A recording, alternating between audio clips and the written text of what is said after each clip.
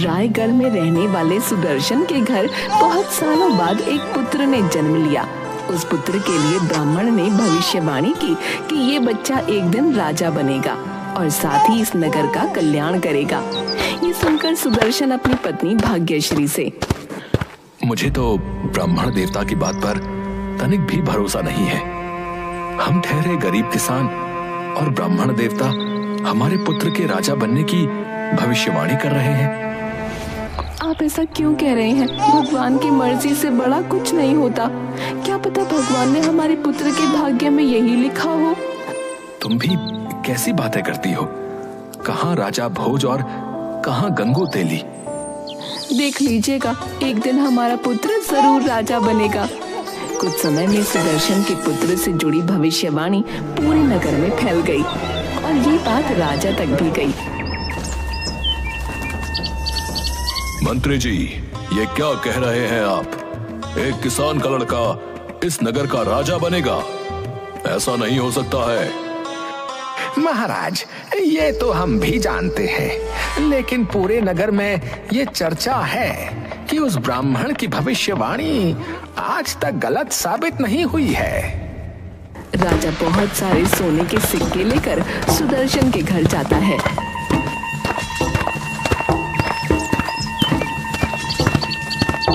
महाराज की जय हो। हम तो धन्य हो गए जो आप स्वयं पधारे। मैं तुम्हारे पास एक प्रस्ताव लेकर आया हूं। महाराज, आज्ञा दीजिए। तुम ये सोने के सिक्के ले लो और बदले में अपना पुत्र हमें दे दो। नहीं महाराज, आप ये क्या कह रहे हैं? ये पुत्र हमें बड़ी मन्नतों के बाद मिला है। हम कैसे अपना पुत्र आपको दे दें? अगर तुम ये सिक्के लेकर अपना पुत्र नहीं दोगे तो हम तुम्हारे सामने तुम्हारे पुत्र का वध कर देंगे और तुम दोनों को आजीवन कारावास में बंदी बना देंगे। नहीं महाराज, हम आपकी प्रजा हैं। आप ऐसा अनर्थ नहीं कर सकते हैं। मेरे इस नन्हे से पुत्र ने आपका क्या बिगाड़ा है? हमने सुना है कि तुम्हारा पुत्र आगे आने वाले समय में हमारे राज्य का राजा बनेगा। नहीं महाराज, मैं इस बात को नहीं मानता। आप फिक्र मत कीजिए, मैं ऐसा कुछ भी नहीं होने दूंगा। मैं हमेशा मुसीबत को जड़ से खत्म करता हूँ, इसलिए ना तुम्हारा पुत्र यहाँ रहेगा और ना ही इस नगर का राजा बनेगा। अब तुम खुद निर्णय ले लो, तुम्हें अपना पुत्र जीवित रखना है या अपने सामने उसकी मृत्यु होते देखोगे। राजा बड़ा ही दुष्ट था। नगर के लोग उससे खुश नहीं थे, लेकिन उसके आगे मजबूर थे। सुदर्शन और उसकी पत्नी राजा की बात से डर गए। ठीक है महाराज, अगर ऐसी बात है तो आप हमारा पुत्र ले लीजिए, लेकिन हमारी आपसे विनती है कि आप इसके प्राण मत लीजिएगा। तुम समझदार हो जो तुमने ये फैसला लिया। अपना पुत्र मुझे दे दो और ये सोने के सिक्के तुम रख लो। नहीं महाराज, मैं अपना पुत्र आपको इन सिक्कों के बदले नहीं दे रहा, बल्कि उसकी प्राणों की रक्षा के लिए दे रहा हूँ। राजा ने बच्चे को एक बैलगाड़ी में रख दिया और उस बैलगाड़ी को जंगल की ओर छोड़ दिया ताकि बच्चे को जंगली जानवर खा ले। लेकिन नियति को कुछ और ही मंजूर था। जंगल में एक लकड़हारे की और उसकी पत्नी की नजर बैलगाड़ी पर पड़ी। इस बैलगाड़ी से बच्चे के रोने की आवाज आ रही है, परंतु इसमें कोई मनुष्य तो नहीं दिख रहा।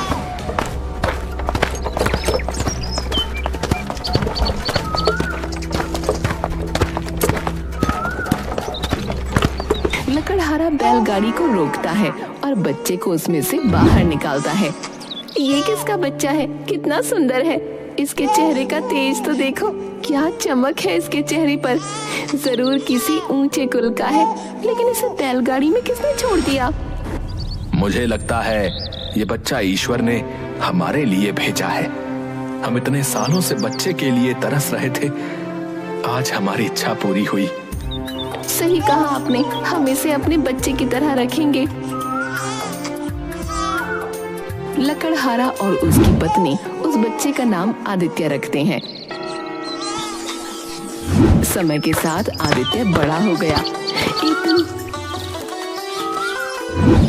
बेटा आदित्य, अब बारिश का मौसम आने वाला है। हमें ज्यादा लकड़ियां काट कर लानी होंगी। जी पिताजी, परंतु अब आप लकड़ियां लेने जंगल में नहीं जाया करेंगे, मैं अकेला ही जाऊंगा। नहीं बेटा, अभी मैं इतना बूढ़ा नहीं हुआ हूं। चलो हम दोनों चलते हैं ताकि कम समय में ज्यादा लकड़ियां काट कर ला सकें।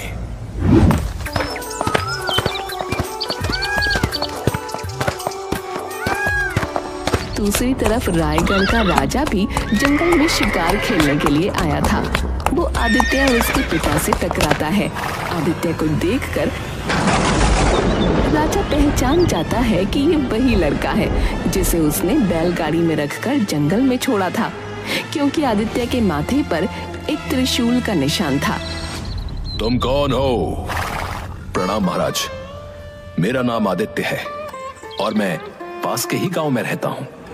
मैं रायगढ़ नगर का राजा हूं और यहां शिकार के लिए आया हूं, परंतु मुझे अपनी रानी को एक बहुत जरूरी संदेश भेजना है। क्या तुम मेरा संदेश रानी तक पहुंचाने में हमारी मदद करोगे? महाराज, ये तो मेरा सौभाग्य होगा। ठीक है, मैं तुम्हें अपना संदेश लिख कर देता हूं, परंतु तुम इस संदेश को खोलोगे नहीं और ये संदेश सीधा रानी के हाथ में जाकर दोगे। जैसी आपकी आज्ञा महाराज। पिताजी, मैं महाराज का संदेश पहुंचाने रायगढ़ जा रहा हूं। आप जल्दी घर की ओर प्रस्थान कीजिएगा, मैं समय से वापस आ जाऊंगा। अपना ध्यान रखना बेटा। आदित्य राजा का संदेश लेकर निकल पड़ता है। रास्ते में अचानक उसके घोड़े के सामने एक सांप आ जाता है। आदित्य का घोड़ा चिल्लाने लगता है। आदित्य उसे संभालता है, परंतु वह महल जाने का रास्ता भूल जाता है। तभी उसकी नजर एक छोटे से घर पर पड़ती है। आदित्य उस घर के दरवाजे पर जाता है। क्या इस घर के अंदर कोई है? क्या मेरी आवाज कोई सुन रहा है? हाँ बेटा, बोलो, कौन हो तुम? जी, मेरा नाम आदित्य है और मैं इस नगर के राजा का जरूरी संदेश देने राजमहल जा रहा था, परंतु मैं रास्ता भूल गया हूँ। क्या आप मेरी मदद कर सकते हैं? हाँ, तुम अंदर आ सकते हो और कल सुबह मैं तुम्हें महल का रास्ता बता दूंगा। आदित्य घर के अंदर जाता है और रोशनी पड़ते ही वो व्यक्ति और उसकी पत्नी आदित्य को पहचान जाते हैं, क्योंकि वो व्यक्ति कोई और नहीं सुदर्शन होता है। वो आदित्य से पूछता है, बेटा, तुम तो एक आम नागरिक लगते हो, फिर तुम राजमहल का खास संदेश पहुंचाने क्यों जा रहे हो? आदित्य सुदर्शन को सारी बात बताता है। बेटा, रात बहुत हो गई है, तुम यहीं विश्राम करो। कल सुबह मैं तुम्हें महल का रास्ता दिखा दूंगा। ठीक है, आज रात मैं यहीं विश्राम कर लेता हूँ। आदित्य के सोने के बाद मुझे कैसे भी करके राजा का संदेश पढ़ना होगा। हाँ, मुझे भी ये बात थोड़ी अजीब लग रही है कि राजा ने हमारे साधारण से पुत्र को अपने महल संदेश भेजने के लिए क्यों चुना है। वो दोनों राजा का संदेश निकालते हैं और पढ़ते हैं। संदेश में लिखा होता है, इस लड़के को कारागार में डाल दिया जाए और आजीवन मुक्त न किया जाए। ये राजा कितना दुष्ट है, अभी भी ये हमारे पुत्र के पीछे पड़ा है। राजा हमारे पुत्र का भला कभी नहीं सोचेगा। सही कहा था तुमने। दूसरे दिन सुबह अब मैं अपने सफर पर निकलना चाहता हूँ। क्या आप मुझे राजमहल का रास्ता बताएंगे? हाँ बेटा, जरूर बताऊंगा। सुदर्शन आदित्य को राजमहल का रास्ता बताता है।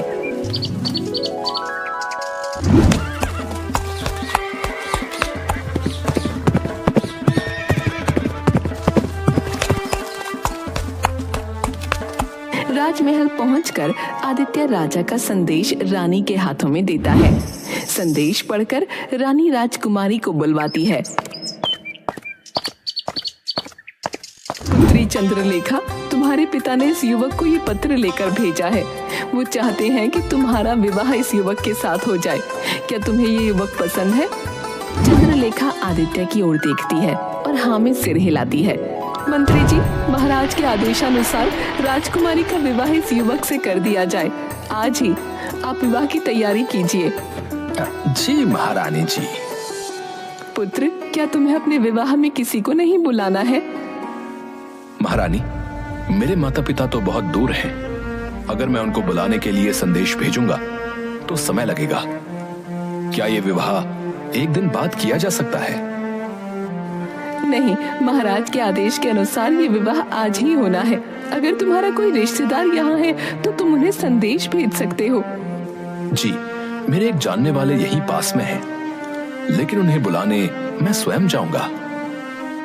ठीक है, परंतु समय से आ जाना, तब तक हम विवाह की तैयारी करते हैं। आदित्य सुदर्शन और भाग्यश्री के पास जाता है और उन्हें सारी बात बताता है। मेरे माता पिता तो यहाँ से बहुत दूर हैं। मैं उन तक तो अभी नहीं पहुंच सकता हूँ और ना ही संदेश भेज सकता हूँ। कल आप दोनों ने मेरे माता पिता की तरह ही मेरी देखभाल की, इसलिए मैं चाहता हूँ कि आप दोनों मेरे विवाह में मेरे साथ हों। भाग्यश्री सुदर्शन की ओर देखती है। जरूर, हम तुम्हारे विवाह में जरूर चलेंगे। सुदर्शन, ये सब कैसे हुआ? उस दुष्ट राजा के आदेश अनुसार तो हमारे पुत्र को कारावास में डालने की बात लिखी थी ना? तुम ही तो कहती हो, ऊपर वाले की मर्जी हो तो कुछ भी हो सकता है। बस उसी ऊपर वाले की मर्जी से मैंने वो पत्र बदल दिया था।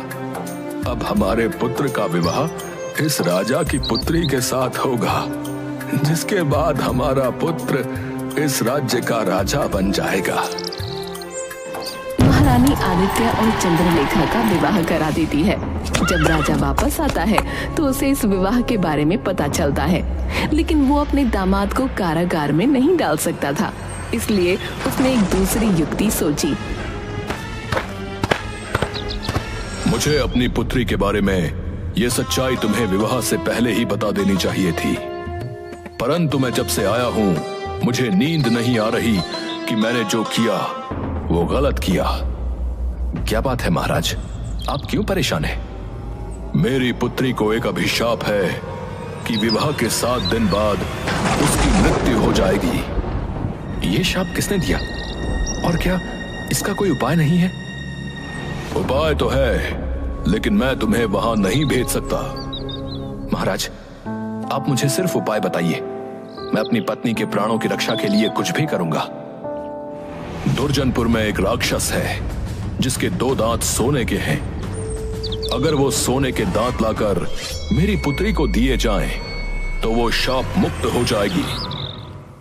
महाराज, मैं जरूर जाऊंगा, लेकिन इसमें प्राणों को खतरा है। चाहे कुछ भी हो, मैं अपनी पत्नी के लिए अवश्य जाऊंगा।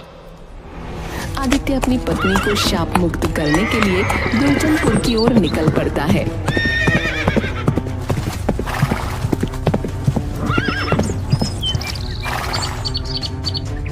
रास्ते में उसे एक महल दिखता है, जहाँ का द्वारपाल उसे आगे जाने से रोकता है। तुम आगे नहीं जा सकते हो।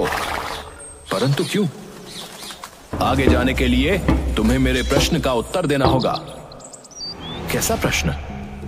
इस आम के पेड़ पर पहले सोने के आम निकलते थे, परंतु अब नहीं निकलते हैं। पहले इसका कारण बताओ, फिर तुम आगे जा सकते हो। अभी तो मैं जरूरी खोज में जा रहा हूं, और अगर मैंने उस खोज से पहले किसी भी प्रश्न का उत्तर दिया तो प्रश्न पूछने वाला इंसान गधा बन जाएगा। वैसे तुमने क्या प्रश्न कहा था? कुछ भी नहीं, तुम आगे जा सकते हो, परंतु वापस आने के समय तुम्हें मेरे प्रश्न का उत्तर देना ही होगा। जरूर दूंगा। वो आगे बढ़ता है।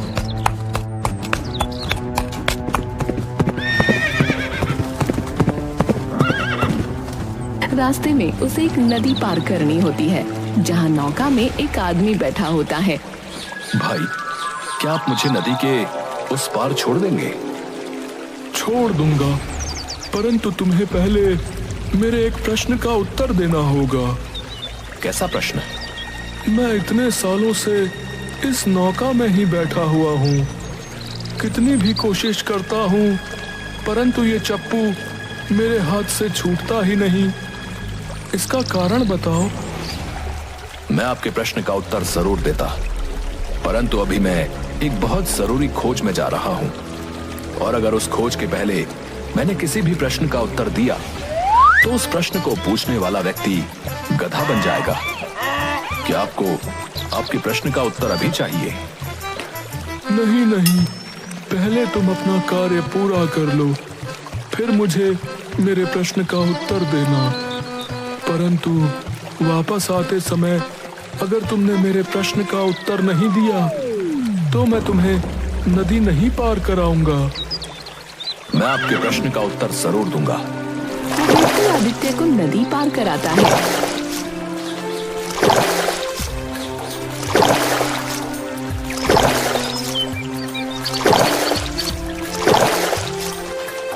और वो दुर्जनपुर पहुंच जाता है, जहां सोने के दांतों वाला राक्षस रहता था। उसकी गुफा के बाहर आदित्य को एक बूढ़ी औरत दिखती है। आप कौन है माताजी? पहले तुम बताओ, तुम कौन हो, यहाँ क्या कर रहे हो? जी, मेरा नाम आदित्य है और मैं यहाँ सोने के दांतों वाले राक्षस से मिलने आया हूँ। अच्छा, तो तुम मेरे पुत्र अहिरावण से मिलने आए हो? वो राक्षस आपका पुत्र है? हाँ, वो मेरा पुत्र है, लेकिन क्या तुम्हें नहीं पता, वो इंसानों को जीवित नहीं छोड़ता। तुम क्यों आए हो यहाँ? आदित्य सारी बात बताता है।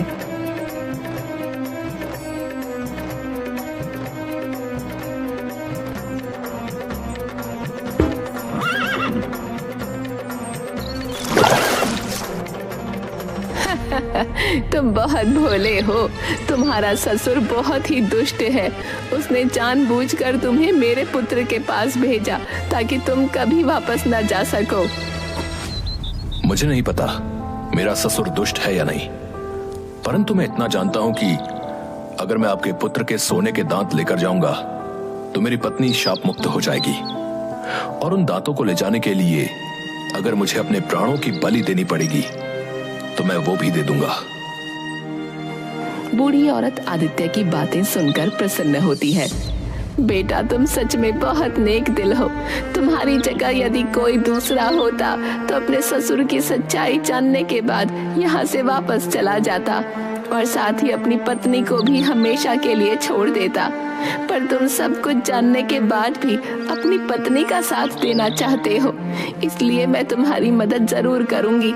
लेकिन ध्यान रखना, किसी भी परिस्थिति में तुम मेरे पुत्र अहिरावण के सामने मत आना, वरना वो तुम्हें मार देगा। अगर मैं आपके पुत्र के सामने नहीं आऊंगा तो उसके सोने के दांत कैसे लूंगा? दांत मैं तुम्हें लाकर दूंगी। तभी अहिरावण अपने घर वापस आता है। वो इतना थका हुआ होता है कि आते ही अपने बिस्तर पर लेट जाता है। पुत्र, तुम तो सो रहे हो। हाँ माँ, मुझे नींद आ रही है और तुम मुझे परेशान मत करो, सोने दो। बूढ़ी औरत अहिरावण का एक सोने का दांत निकालती है। क्या है माँ, मुझे क्यों परेशान कर रही हो? मैंने एक सपना देखा, उसमें एक प्रश्न था, उसका उत्तर दे दो मुझे। बोलो, क्या प्रश्न था? पहले जिस पेड़ पर सोने के आम होते थे, अब उस पर सिर्फ पत्तियां क्यों हैं? क्योंकि एक चूहा उस पेड़ की जड़ को नीचे से खा रहा है। उस चूहे को निकाल दो, पेड़ फिर से सोने के आम देने लगेगा। तुम मुझे सोने दो माँ। बूढ़ी औरत अहिरावण का दूसरा दांत निकालती है। अब क्या हुआ माँ? अब तो मैंने तुम्हारे प्रश्न का उत्तर दे दिया। एक और प्रश्न है। बोलो, तुम जब तक अपने प्रश्नों का उत्तर नहीं ले लोगी मुझे सोने नहीं दोगी। एक व्यक्ति नदी में नाव चला रहा है। वो लाख कोशिश करता है, फिर भी उसके हाथ से चप्पू छूटता ही नहीं। क्योंकि वो चप्पू शापित है। अगर वो व्यक्ति चप्पू को छोड़ना चाहता है तो उसे वो चप्पू किसी और व्यक्ति के हाथों में देना होगा। अब हो गए तुम्हारे सारे प्रश्न खत्म। अब तो मैं सो सकता हूँ। हाँ बेटा, अब तू आराम से सो जा और मैं भी सो जाती हूँ। बूढ़ी औरत आदित्य को अहिरावण के 2 सोने के दांत देती है और आदित्य उन्हें प्रणाम करके जल्दी से वहाँ से निकल जाता है।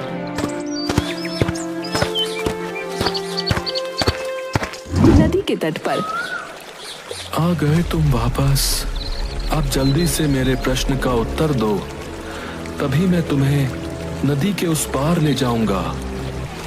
तुम्हारे प्रश्न का उत्तर तो नदी के उस तट पर है। अगर तुम मुझे उस तट पर नहीं ले जाओगे तो मैं तुम्हें तुम्हारे प्रश्न का उत्तर कैसे दूंगा? ठीक है, तुम नौका में बैठ जाओ, मैं तुम्हें नदी पार करा आता हूँ, परंतु तुम मेरे प्रश्न का उत्तर जरूर देना। तुम मुझ पर पूरा भरोसा कर सकते हो। नदी पार करने के बाद आदित्य नौका से उतरता है। तुम्हारा ये चप्पू श्रापित है। अगर तुम इस चप्पू से मुक्ति चाहते हो तो तुम्हें ये किसी दूसरे व्यक्ति के हाथ में देना होगा। आदित्य वहाँ से भागता है। आगे जाकर वो राजमहल के द्वार पर पहुँचता है। आ गए तुम। अब मेरे प्रश्न का उत्तर दो, नहीं तो मैं तुम्हें जाने नहीं दूंगा। इस वृक्ष के नीचे एक चूहा है जो इसकी जड़ों को खोखला कर रहा है। आप उस चूहे को वहां से निकाल दें। वृक्ष में पहले की तरह सोने के आम आने लगेंगे। आदित्य की बात सुनकर द्वारपाल वृक्ष की जड़ से चूहे को निकालता है और चूहे के बाहर निकालते ही उस पेड़ पर बहुत सारे सोने के आम आ जाते हैं, जिसे देखकर नगर के लोग बहुत खुश होते हैं और वो सब मिलकर आदित्य को सोने के सिक्कों से भरे हुए 8 बक्से उपहार में देते हैं। आदित्य उपहार लेकर रायगढ़ वापस आता है। महाराज, मैं वापस आ गया और उस राक्षस के सोने के दांत भी ले आया। तुम तो बड़े वीर हो, परंतु ये बताओ कि तुम्हें ये सोने के सिक्कों से भरे हुए बक्से कहाँ मिले?